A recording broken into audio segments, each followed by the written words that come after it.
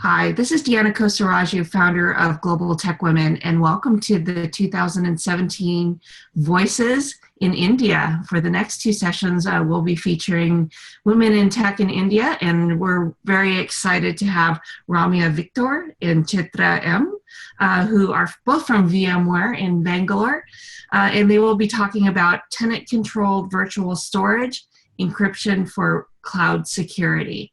So with that, I will turn it over to them and look forward to hearing your session. Thanks, Diana. Hi, good evening from India. So myself, Chittra, and my partner, Ramya. So today we will be talking about tenant control virtual storage encryption for cloud security. I'll briefly take you over what is the topic that we are going to discuss and why we need this session. And then Ramya will be talking about the proposed solution.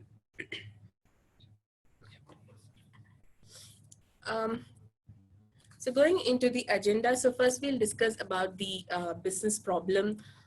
What are the existing security approaches that we have? And then we will talk about what is the solution that we are proposing.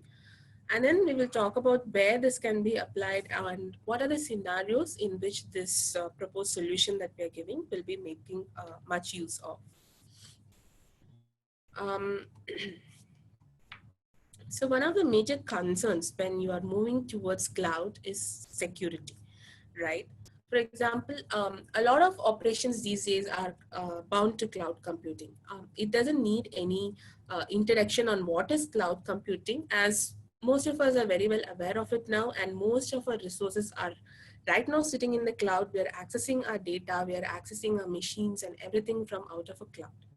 But there is always this small nick that's in your mind as whether the data that is there in the cloud, how secure is my data?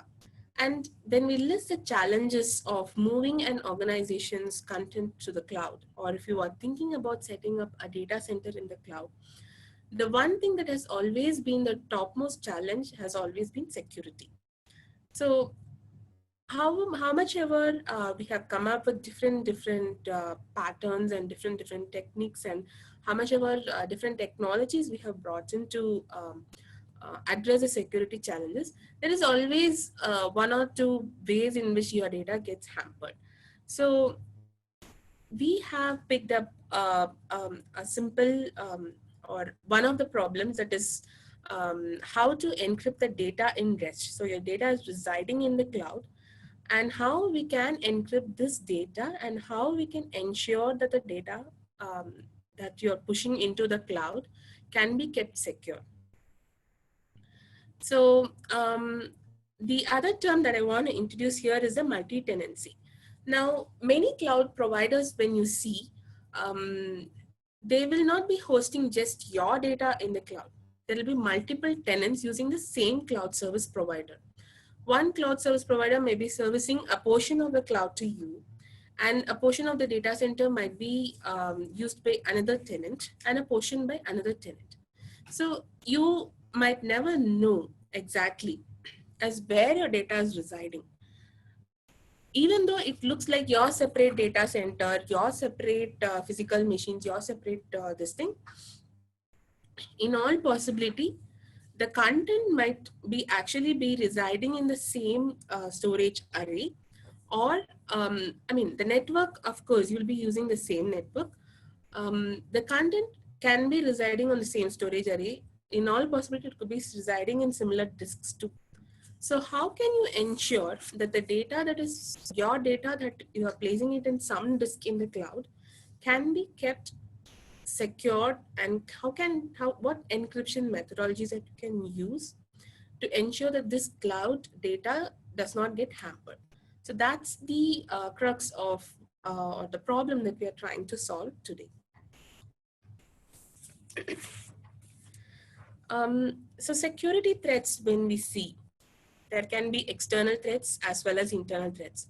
So external threats are, there are so many ways. Somebody can just tamper the data that's in flight. Somebody can break your firewall. Somebody can access just your, the web servers, they can do it and all that. So, but our concentration is more going to be on the internal threats. Many times we think that the data that's there is residing in our organization is very safe and all that. But there are ways in which the data that is there right within your organization, right within your control, that can be hampered. So we are trying to address the internal threats that can be caused by your own organization members or your own admins that's handling the data center.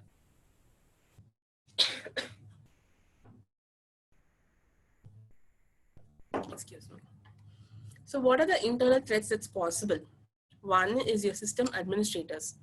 However surprising this might be, the admins have the ultimate control over all the data that is present in your data center. So it's very easy for these admins to misuse the data that is being presented. Let's say you're creating a virtual machine in a disk and it's residing in some virtual disk, right? It is easy, a very well-known example. Sorry.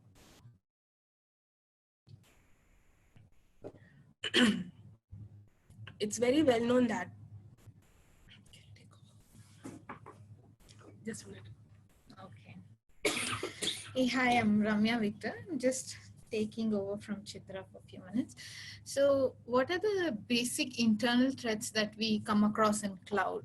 So the first thing that we are focusing here is the system administrators. So the system administrators are the one who will actually manage what resides in the cloud. Okay. So the data, they are responsible for managing that the data on the cloud is safe and all the other storage related stuffs. So since a system administrator will have access to sensitive data on the cloud, there is always a probability that a system administrator can misuse his access to data, and he might actually, there is a hard disk having a sensitive data of a client. He knows that that client has a lot of valuable data stored over there, so he can just take the hard disk and just elope from there. So the probability of that is more over there. Since the data is not encrypted or anything, because it is a data at rest, since the system administrator can just take it, access it, and misuse the data. So that is one of the major internal threat that the industry is seeing today, that is in the form of the system administrator. So then a second thing is the theft of data. So since this is along with system administrator, there will be many other people who will be responsible for maintaining the data in a big data center, right? So anyone can just walk in, take the data, take the hard disk on which the data resides, and they can just walk out. You might never know like who took it and what they have done with the data. So that is like theft of data is very easy. Even though you have several measures to make sure that no one takes the data, there's always a probability that people can just take the data and walk out. Okay. And one more thing is that nowadays what they do is they encrypt the data and store it in the hard disk, but the encryption key is stored in memory along with the data. So since the key resides along with the data over there in the hard disk, right, as soon as you take the hard disk, you also have the key in the hard disk. So the probability of decrypting the data using that key is very high. So having this methodology of saving the data is not good in current industry standards. So what is that we need to actually see over here is that how to secure the data.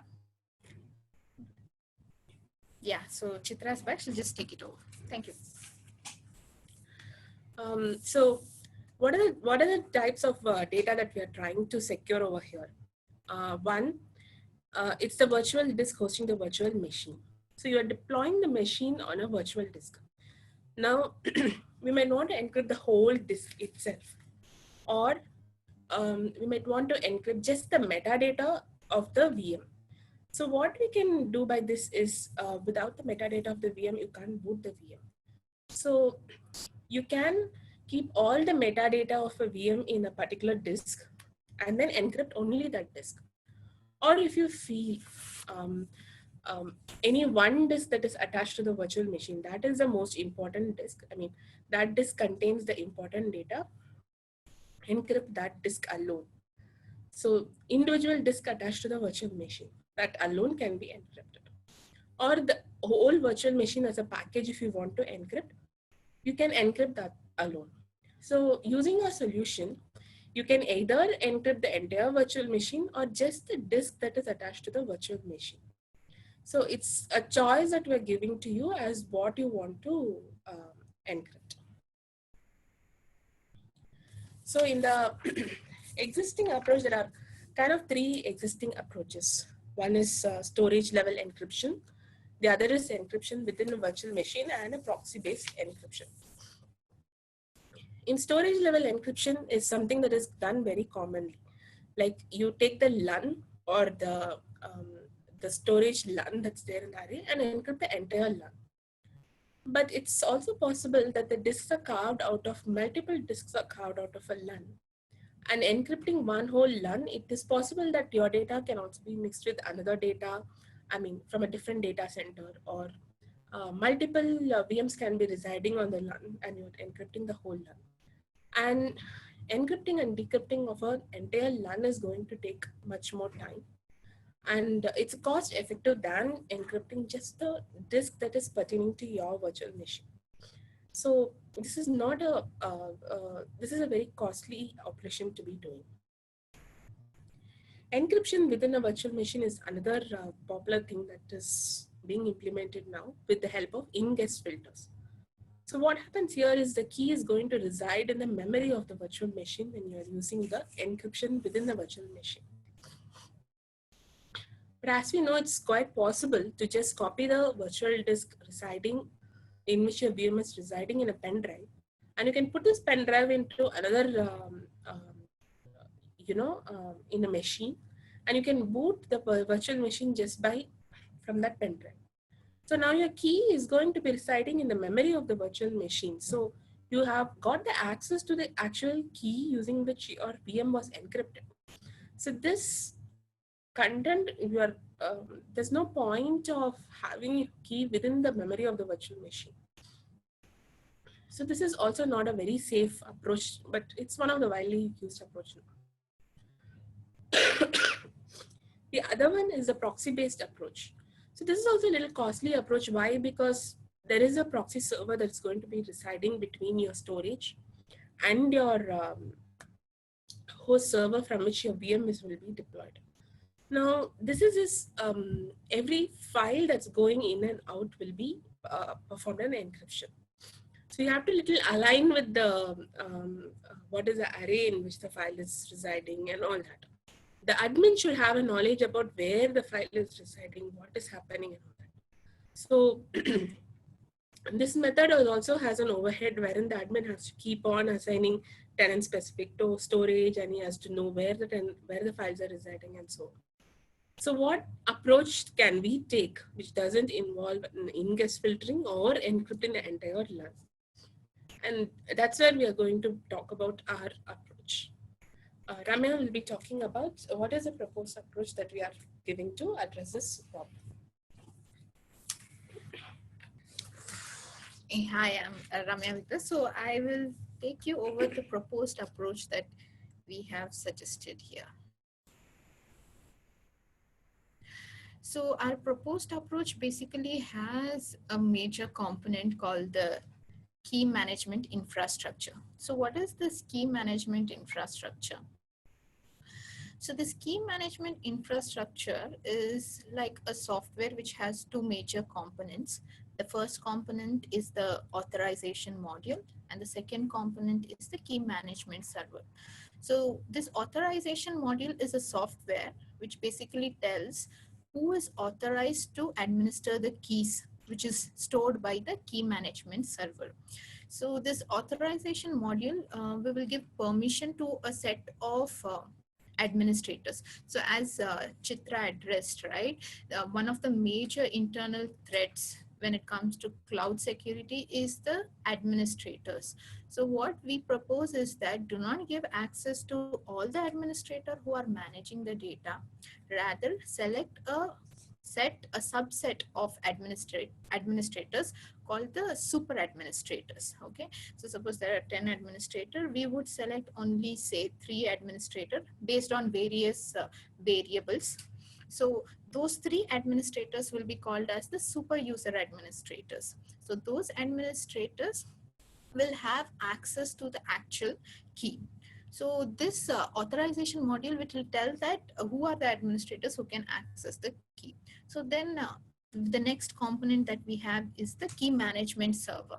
So what the key management server does is that the main purpose of the key management server is to generate keys. So as indicated here, so the main purpose is to generate keys and store it in a secure database. So key protection is also a critical role that is provided by the key management server. And the key management module, what it does, it ensures that unique keys are given whenever a request is come to provide a key. So this KMI can either reside on the cloud service provider end or on the tenant end. So here we are emphasizing that it should be hosted by the tenant, because the tenant will tell that, see, this is my sensitive data.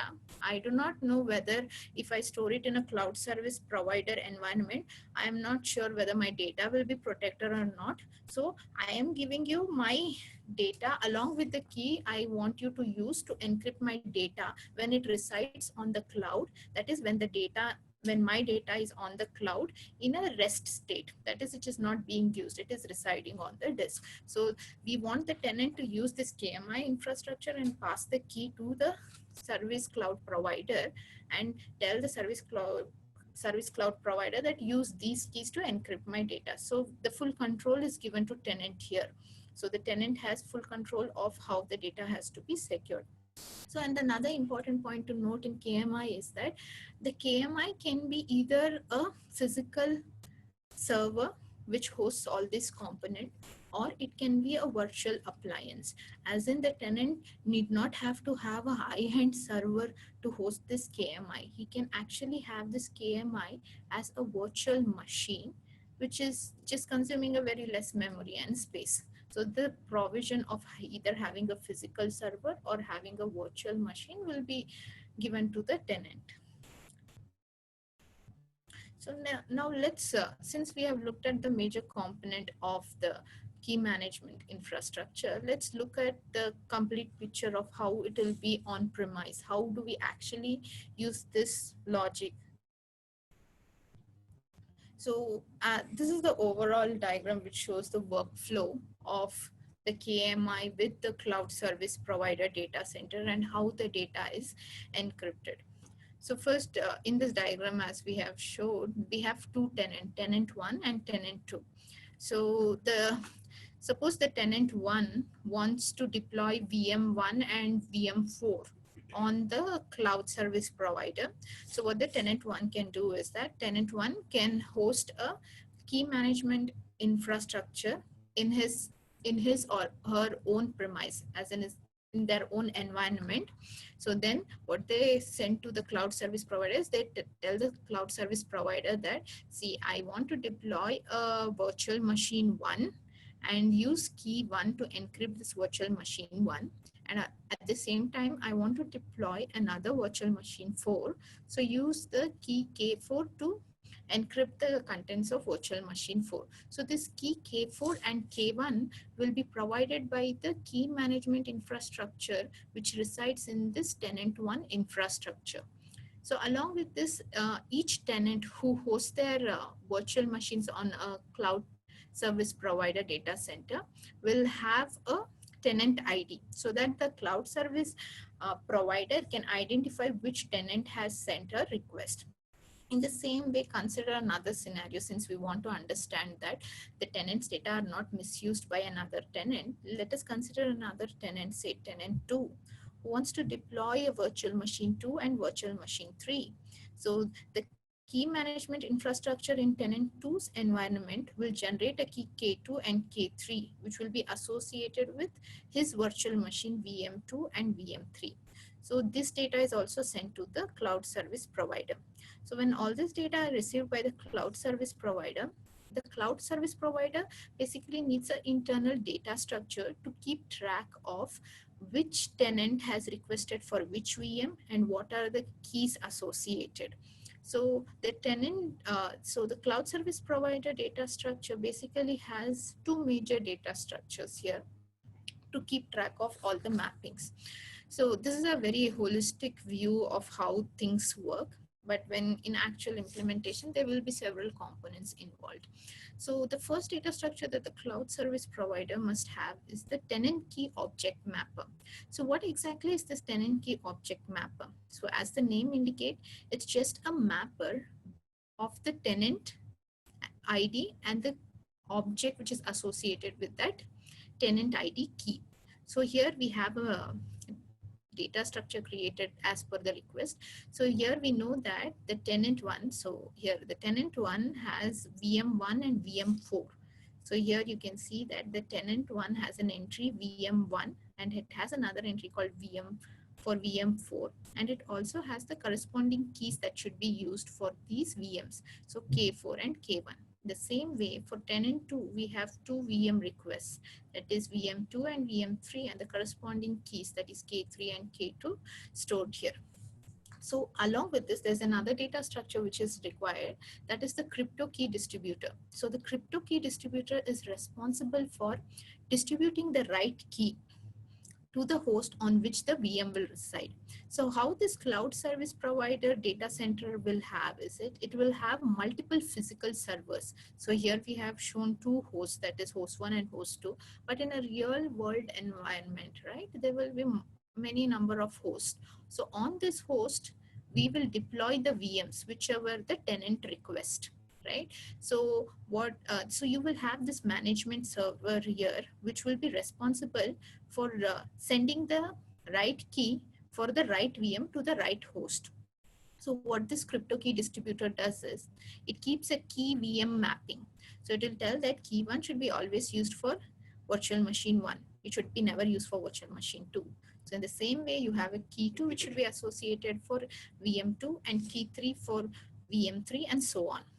So when it sends the key down to the host, it also sends a encrypting algorithm, that is the cryptographic algorithm along with the key. So when the tenant has sent here, the tenant has sent the request that deploy a virtual machine 1 and make sure that all the encryption of that virtual machine 1 is done using key K1. So what the cloud service provider does is it takes all the data, stores it in the corresponding data structures. Then what it does is it sends down this data down to one of the hosts. So here the load balancing will be done internally to determine on which host we have to deploy, because all the requests cannot be deployed on one particular host. So after load balancing is done, the crypto key distributor will send the keys and the VM specification when the first time it is deploying down to the host. So suppose here we have key K3 and K4, which is associated with the VMs VM3 and VM4. Those specifications are sent to host 2. So what happens in the host is that there is something called an encryption engine. So an encryption engine is like an IO filter. So it is a input-output filter. So this is like a software which basically resides on the host. So any IO that goes to the VM, that is the IO that comes from the cloud service provider to the VM or from the VM to the cloud service provider, has to pass through the encryption engine. So let's look at it, what it does. So when these requests come here, right, at the very first time, there is no VM deployed. So when the crypto key distributor sends the VM spec VM3 and VM4 along with its encryption key K3 and K4, the host 2 takes all the data, makes an entry into the encryption engine, and then deploys the VM. So here you see that the VM4 is deployed here, and the VM3 is deployed here. So now we have deployed the VM. So suppose there is some IO request coming. So the tenant can access this VM in a remote location. Say tenant is in a particular city, city A, but the cloud service provider is in city B. So the tenant from city A can access the VMs here in city B and can trigger whatever operations they want. So whenever they do any specific IO, right? So what happens is this IO traverses from here, it comes to the cloud service provider, where the cloud service provider data structures will be used to determine that, okay, a request came from tenant ID 1 for VM1. So we must use key K1. So this goes to crypto key distributor, which tells that for key K1, the VM is VM1. So the entry is correct. So now send the IO request down to host 2. who has the particular VMs. So when the request comes to host 2, right? So what happens is the data cannot be directly sent to the VM because the VM data is residing in an encrypted manner.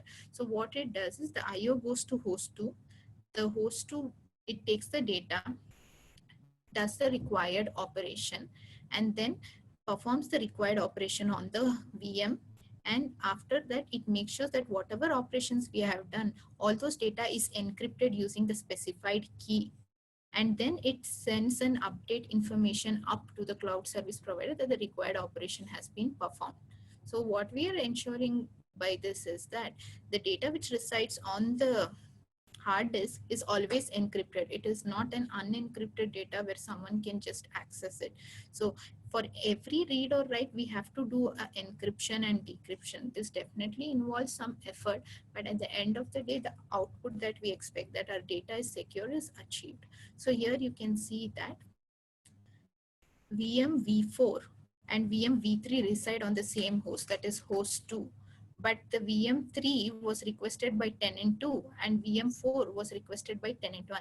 Even though both the VMs are residing on the same host, their data will be never misused because each VM will have a different key for its encryption and decryption, and these keys are not residing with the VM, but they are actually sent by the tenant. So since these keys do not reside locally, they cannot be, even if the data is taken from the VM, the data will be encrypted, and since we do not have the key to decrypt the data is of no use. So this is one of the benefits that you can achieve by using this proposed implementation. So let's look at the benefits and the use case that we can think of. So the very important benefit that we have provided to the tenants here is that whenever I'm making any of my VMs to reside on the cloud, right, you don't have to worry about the security of your data over there because you are the one who is providing the key to the cloud service provider, telling that you have to use this key to encrypt my data or decrypt my data. So you have no other way to access my data.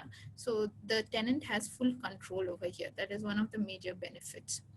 And the next thing, as Chitra said, right, by this approach, you can actually do the encryption of an entire VM or just an individual disk. Suppose, say I have a Windows VM I want to deploy on the cloud. So my boot disk has some critical information. So I want to encrypt only my boot disk. My data disk doesn't have very sensitive information. So I don't want to waste effort encrypting, decrypting each IO request for my data disk because it doesn't have any sensitive information. So I tell, when I'm passing my VM specification along with the key, I can tell that just encrypt my boot disk. Do not encrypt my data disk. So all those flexibilities can be given to the tenants over here. Also, the metadata is a very critical information associated with every file. So we can also specify that, make sure my metadata is encrypted so that my integrity of the file is always maintained. So all these provisions can be given by the tenant. Second thing is, here the host is the one which has the encryption engine.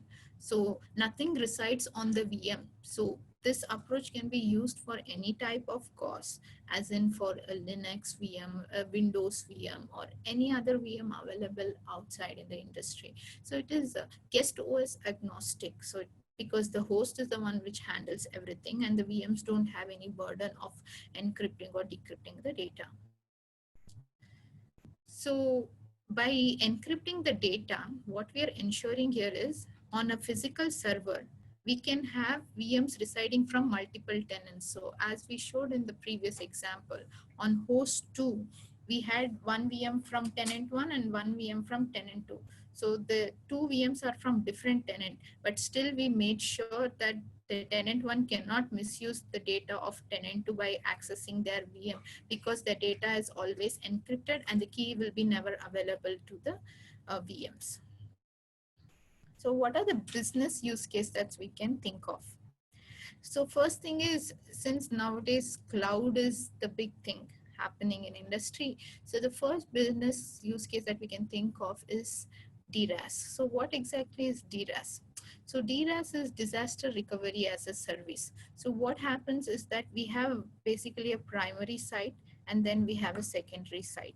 So in the primary site is where all the active IOs are happening. So you have a secondary site which will be used only to back up the data from primary site. Suppose due to some natural calamity, your primary site is down. Suppose your primary site is say in India and your secondary site is say in Sri Lanka. So your primary site, you have all the active IOs happening and you're backing up all this data in a secondary site which is there in Sri Lanka. So due to some natural calamity or some unforeseen situation, your primary site is completely down. So what happens is that in your secondary site, the data which was backed up. So in your secondary site, until this point, the data that is there is a data in rest. That is, it is not a data that is being actively used. It is just being stored over there. So as Chitra said, right, we are basically focusing on data in rest protection. So since in secondary site, most of the time the data will be in rest. Only when the primary site goes down, the secondary site just comes up, right? So we cannot expect a natural calamity to happen every alternate days, right? It might happen once in a year or it might never happen at all. So with this probability, the data in the secondary site is most of the time in rest. So we cannot just ignore the data in rest. We need to protect that data from people who try to misuse that. So how can we protect that data? We can protect that data by using the proposed approach of encrypting that data when it is being stored in the hard disks. So the second business use case that we can think of is IaaS. What is this? This is basically a infrastructure as a service. So since cloud provides us multiple services, so one of the services that clouds provide us is infrastructure as a service. So what exactly is this? Suppose as a customer, I want to deploy say a bunch of 10 VMs on the cloud because I do not have the budget to procure a set of 10 physical hosts and then use them to perform my operation. So what I can do is I can deploy those 10 hosts as a VM in the cloud. So which would require very less money. And since if I have to buy the 10 physical hosts, I will have to do the maintenance of those hosts. I will have a lot of manpower involved and multiple other variables. So I don't want to take risk of all that. Instead, I will just tell that, hey, cloud service provider, give me 10 VMs, which I want to use for my service. So then the cloud service provider just gives you how much ever infrastructure you have requested for, and you don't have to break your head on maintaining all those because the cloud service provider takes care of all those things. So this is something called infrastructure as a service. So the one important concerns that the consumer will have is that suppose I'm getting 10 VMs from the cloud service provider, how do I make sure that the data is secure over there? I do know that the cloud service provider will definitely have some measures to ensure that the data is safe and all. But as we discussed earlier, the system administrator or anyone in the data center can just walk off with your data and they can just tell your data is lost, right? You don't want your sensitive data to just be got by anyone, right? So what we do here is, suppose you want to use the service of the cloud service provider, you just tell them that deploy this 10 VMs, but make sure that you use the keys that I give to encrypt and decrypt the data. So in that way, you're ensuring that even though you're using the cloud service provider's environment, you always ensure that your data is secure. So thus the customer can use the infrastructure without fear of misuse of data. So yeah, so that's it. I think, Chitra, you want to add something? Yeah, thanks guys for listening to our presentation. So this is one of a novel approach that we have come up with, and in case if you have any queries, please drop in our Twitter handles at Chitra_M and at Ramya_Victor. So thanks guys, thanks for listening to the presentation. Thank you. Thank you. Thank you so much, both of you, for an interesting presentation. I learned quite a bit about virtual machines. That was very interesting. And this recording will be up on our website, so anyone who wants to view it, please enjoy it. And if you have any questions, just let us know. And you can always contact us as well on social media. So thank you both, and we look forward to the next session. Thanks, Diana. Thank all. you. Thank you. Yeah.